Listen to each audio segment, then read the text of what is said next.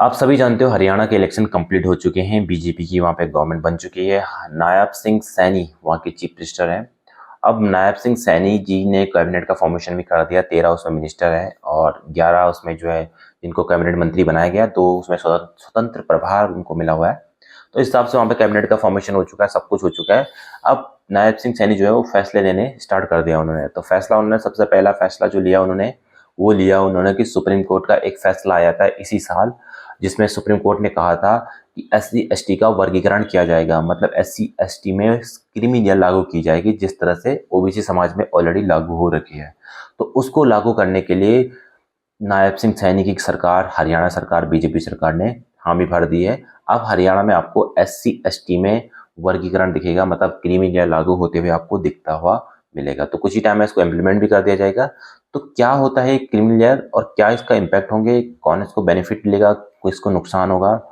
तो सबसे पहले क्रीमी लेयर की अगर मैं बात करूं तो क्रीमी लेयर का ऑलरेडी OBC समाज में है इनकम के बेस पे, जिसकी स्टेट टू स्टेट वेरी करता है इसमें। जिसकी 8 लाख से ऊपर इनकम है OBC समाज में, तो उसको जनरल कैटेगरी में रखा जाएगा। वो मतलब OBC समाज, OBC भले वो OBC से बिलोंग करता हो, उसके पास OBC सर्टिफिकेट हो, सब कुछ OBC हो, पर उसको रिजर्वेशन का फायदा नहीं मिलेगा। OBC अगर कोई 8 लाख से किसी की इनकम ऊपर है तो ये स्टेट टू स्टेट वेरी करता रहता है। किसी स्टेट में 10 लाख होगी, किसी में 15 होगी, बट अगर जनरली मैं बता रहा हूँ सेंटर में ये 8 लाख इसकी क्राइटेरिया है। तो अगर किसी ओबीसी की किसी के पास OBC सर्टिफिकेट है तो उसको OBC रिजर्वेशन नहीं मिलेगा अगर उसकी इनकम 8 लाख से ऊपर जा रही हो।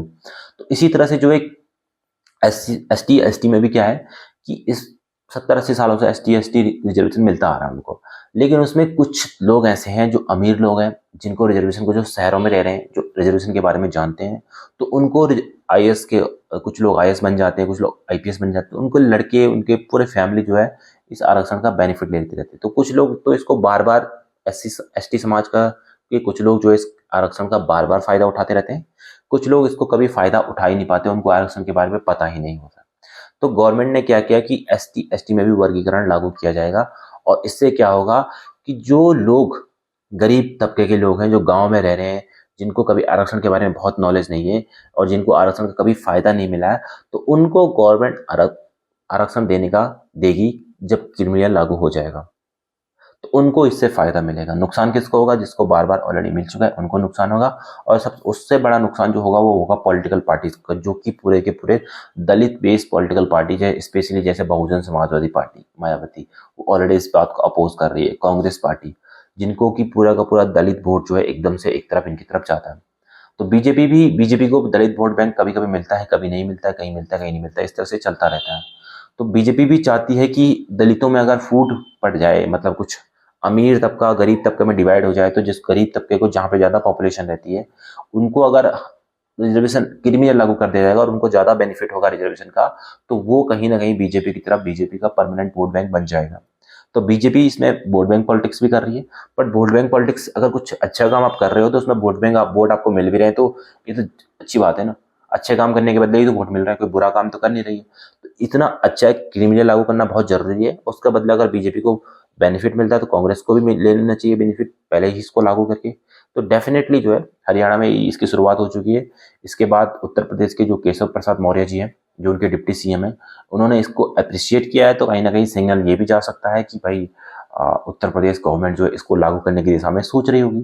तो उत्तर प्रदेश में इसको लागू किया जा सकता है। तो इस तरह से भी आने वाले टाइम में देखते हैं क्या होता है। सेंटर में भी हो सकता है इसको लागू किया जाएगा, बट हरियाणा में लागू किया जाए कर दिया गया है। जिस तरह से यूनिफॉर्म सिविल कोड पहले उत्तराखंड में लागू हुआ था, उसके बाद धीरे धीरे करके और स्टेट में जाएगा, फिर सेंट्रल गवर्नमेंट भी लागू करेगी। तो एक ट्रायल बेस पे उन्होंने लागू किया होगा कि भाई किस तरह से लोगों का आक्रोश आता है अगर लोग। और वहाँ पे अभी गवर्नमेंट का भी फॉर्मेशन हुआ है, तो 5 साल तो बीजेपी ही रहने वाली है, बहुमत के साथ भी है। तो किसी बात का कोई अपोजिशन भी नहीं है, तो उन्होंने जस्ट सीधे इम्प्लीमेंट कर दिया। एक चीज़ मुझे बहुत अच्छी लगती है बीजेपी की, बीजेपी जो है डिसीजन लेती है और उसको इम्प्लीमेंट भी करती है। कांग्रेस जो है डिसीजन ही नहीं लेती है। बीजेपी और कांग्रेस में एक डिफरेंस है, जैसे प्राइवेट सेक्टर और गवर्नमेंट सेक्टर। कांग्रेस रियली में लगती है कि गवर्नमेंट सेक्टर है गवर्नमेंट की, और बीजेपी लगता है कि प्राइवेट सेक्टर की तरफ बात करती है। तो बीजेपी एफिशिएंट है, इसीलिए वो रिजल्ट उसको मिल रहा है। कांग्रेस जो है कोई एफिशिएंसी नहीं दिखाती। कांग्रेस बस फाइलों के ऊपर बैठ जाती है, कांग्रेस के नेता बैठ जाते हैं, करप्शन फुल चलता है, कोई करप्शन कर रहा है तो उसके ऊपर भी कार्रवाई नहीं होती, कुछ नहीं होता। और इसीलिए जो इनका सत्यानाश हो रहा है, इसके पीछे कांग्रेस खुद जिम्मेदार है। जय हिंद, जय भारत।